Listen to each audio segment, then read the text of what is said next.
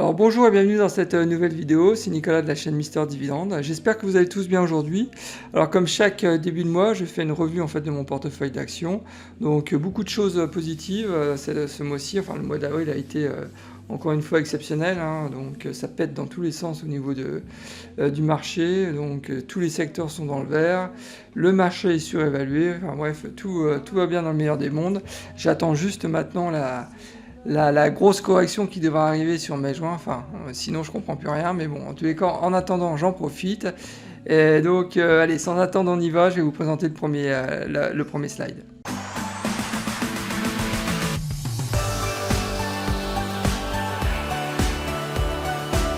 Alors on commence avec la valorisation de mon portefeuille. Donc actuellement mon portefeuille donc au 1er mai donc 2021 est à 118 089 $. Il était donc à 110 402 $ au mois d'avril. Donc une croissance sans les apports. J'ai dû apporter je crois 2000 € sur le mois d'avril, 2000 $ pardon sur le mois d'avril. Donc la croissance sans les apports a été de 2,82%, soit 3267 $ de plus-value latente, on va appeler ça comme ça. Donc plutôt une belle perf, hein. Donc comme je disais, ça fait 6 mois que le portefeuille ne cesse d'augmenter au moins de 5000 € par mois, juste avec la croissance du marché, donc c'est juste hallucinant. Donc une nouvelle fois, hein, j'insiste hein, sur la puissance encore une fois des marchés américains. C'est la raison pour laquelle hein, moi j'investis uniquement sur les marchés américains et voire un peu le Canada aussi. Donc c'est vraiment les chiffres parlent d'eux-mêmes, hein, c'est vraiment hallucinant. Je pense que actuellement le CAC 40 performe pas mal, je pense depuis 2 mois. Bon, je suis pas trop les marchés européens, mais il me semble aussi que c'est pas mal. Mais un track record comme ça, il n'y a qu'aux États-Unis qu'on peut avoir ce type de croissance en tous les cas.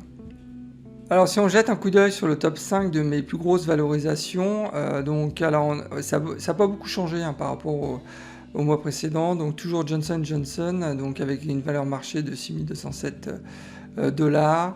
AFL, donc Aflac, avec une valeur marché de 5489 $. Avalon Bay, donc avec une valeur marché de 4760 $. Verizon avec 4688 $, et donc AbbVie avec 4556 $. Ça va pas beaucoup changer le mois prochain, on va y revenir, je vais investir de nouveau dans J&J, donc Johnson & Johnson, courant mai. L'action actuellement est encore une fois plutôt correctement évaluée par le marché, donc il y a encore je pense un point d'entrée intéressant. Sinon je compte pas investir davantage sur Aflac non, Avalon Bay non, Verizon peut-être mais c'est pas certain, et AbbVie je pense pas aussi. Alors au niveau de la diversification par secteur, donc je suis toujours chargé comme une mule en tech, donc surtout avec Microsoft, AbbVie et Apple. Donc je suis aussi très exposé sur le secteur de la santé et le secteur du retail. La santé, c'est l'objectif, moi, 2021, c'est vraiment d'investir de manière importante sur le secteur de la santé. Je suis très très bullish sur ce secteur. Il y a un énorme potentiel dans les 10 ans à venir. Bon, là, en plus, il y a eu la crise et la pandémie, donc, qui on va dire arriver pile poil donc, pour booster le secteur de la santé. Mais étonnamment, les actions dans ce secteur ne sont pas surévaluées, donc il y a encore quelques beaucoup à faire. Donc j'en reviendrai en fin de vidéo sur le secteur de la santé. Sinon, je commence à être un peu exposé donc, dans le secteur de l'énergie avec Pembina, donc, qui est un exploitant donc, de l'énergie fossile au Canada, donc, qui est plutôt une belle boîte, donc, qui n'est pas trop endettée, pas comme les sociétés américaines type Exxon par exemple. Donc voilà, sinon pas grand chose de nouveau sur le portefeuille par secteur en tous les cas. Alors jetons un coup d'œil sur les dividendes, donc sur avril, donc j'ai reçu pour 280 $ ici, de dividendes, donc c'est pas mon all-time high, hein, donc le record a été donc au mois de mars avec 281 $. Mais je pense que je vais battre mon record au mois de juin, très certainement. Certainement pas au mois d'avril, qui est le mois le plus faible en termes de dividendes. Donc sinon, en cumulé, ça fait, donc j'ai touché donc 1028 $ cette année en dividendes. Donc théoriquement, courant en juin, je devrais battre l'année 2020, donc sans trop de difficultés. Bon, c'est normal, hein, actuellement, j'apporte quand même pas mal d'argent dans le portefeuille. Et en plus de ça, donc, je vous rappelle, j'ai investi uniquement dans des sociétés qui augmentent leurs dividendes chaque année. Donc c'est normal que chaque année aussi, le montant de dividendes perçus augmente. Donc il y a deux effets à ça. Donc voilà, je pense que j'ai tout dit sur cette partie-là. Alors si on va un peu plus dans le détail, donc sur le mois d'avril, donc j'ai reçu 20 salaires. Et ouais, j'appelle ça comme ça, donc les dividendes, j'appelle ça des salaires. Donc les plus gros ont été dans le bon ordre, ont été donc Carré, donc c'est un rate. Ensuite Avalon Bay, c'est aussi un rate. Donc Carré, donc 41, on va dire 42 $. Avalon Bay, presque 40 $. Ensuite, j'ai donc touché donc un dividende chez UGI. Merck ensuite, donc c'est la santé, et aussi Cisco, donc c'est de la tech, donc pour 22 $. Donc voilà, bon, c'est la machine à cash se met en route, hein, donc tranquillement. Une fois de plus, le mois de mai, ça risque d'être un mois avec une petite baisse de revenus. Je pense que je vais toucher théoriquement autour de 200 $. Mais le mois de juin risque d'être mon record, donc enfin je l'espère en tous les cas. Alors au niveau de la projection de mes dividendes sur 12 mois, donc ça c'est un indicateur que je suis particulièrement. Je me suis fixé cet objectif de 4 000 $ cette année. Pour l'instant, donc au 1er mai, mon dividende, ma projection de dividende sur les 12 prochains mois est de 3 531 $. Le mois précédent, donc, on était à 3 309 $. Donc ça fait une augmentation donc, de mes dividendes de 222 $. Donc c'est plutôt une belle perf, je trouve, ce mois-ci. Donc je pense que je devrais atteindre mon objectif entre novembre et décembre, enfin je l'espère, donc 4 000 $. Ouais, théoriquement ça devrait le faire, enfin je l'espère.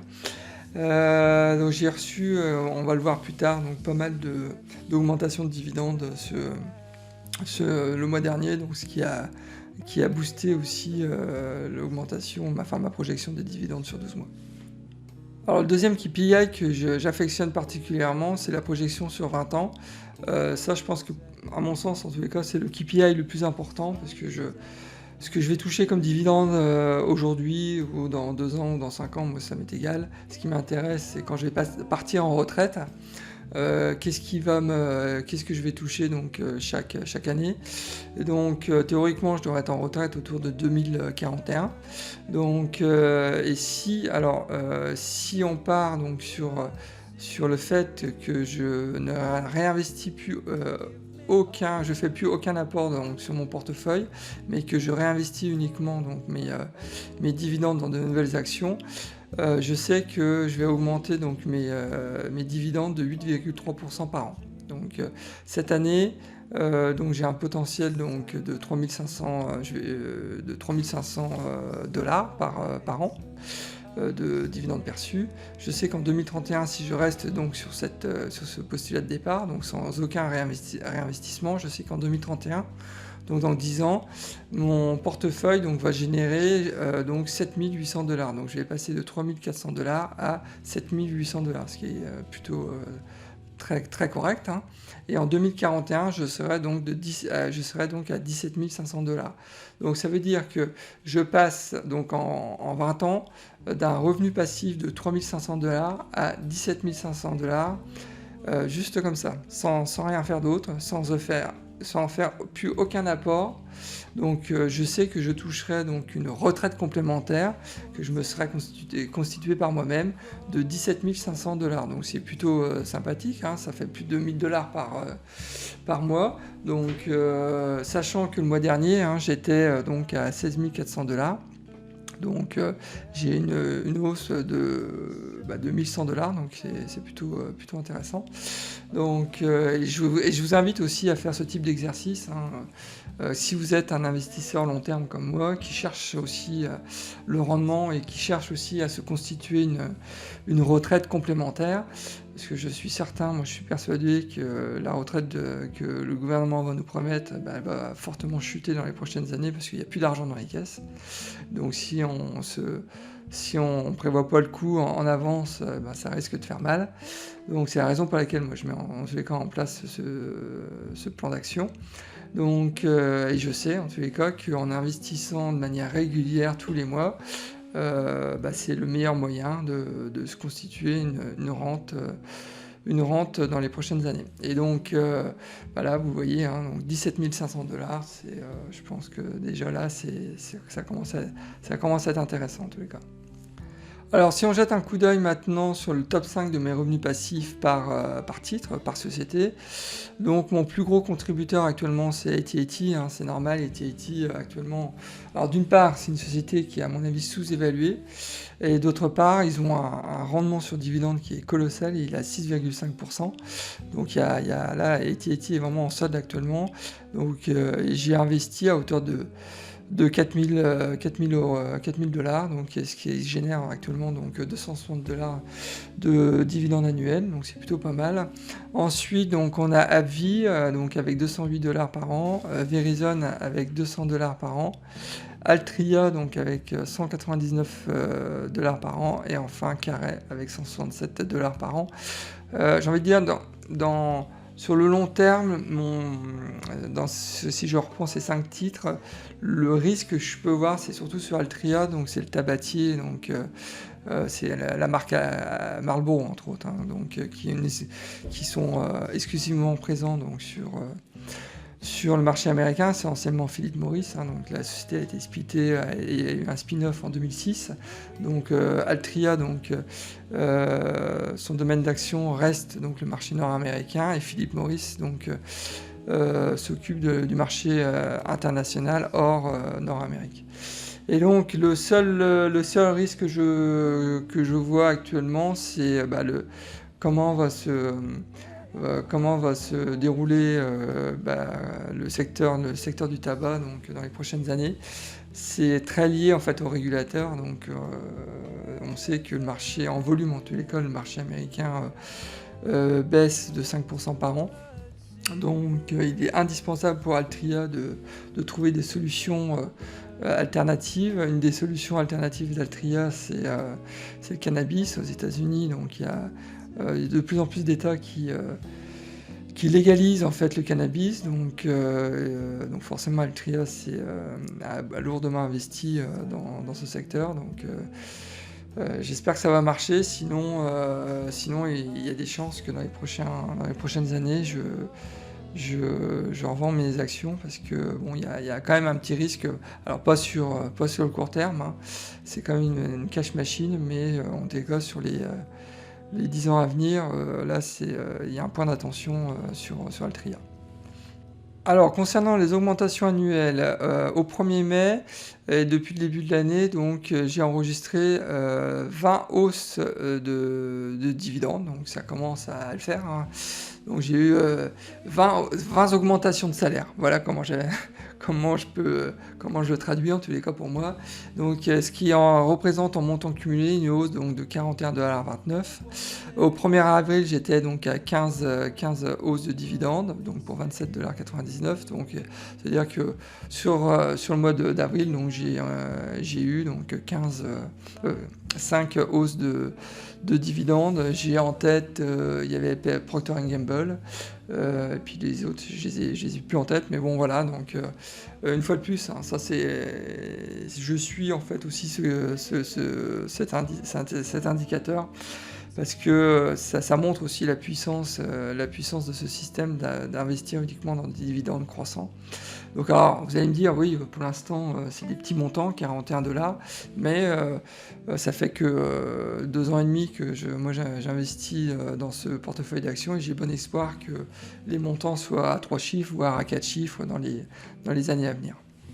Alors pour conclure cette vidéo, on va passer en fait en revue donc les investissements que je vais faire très certainement sur le mois de mai. Alors, je vous présente en fait ma watchlist du mois de mai.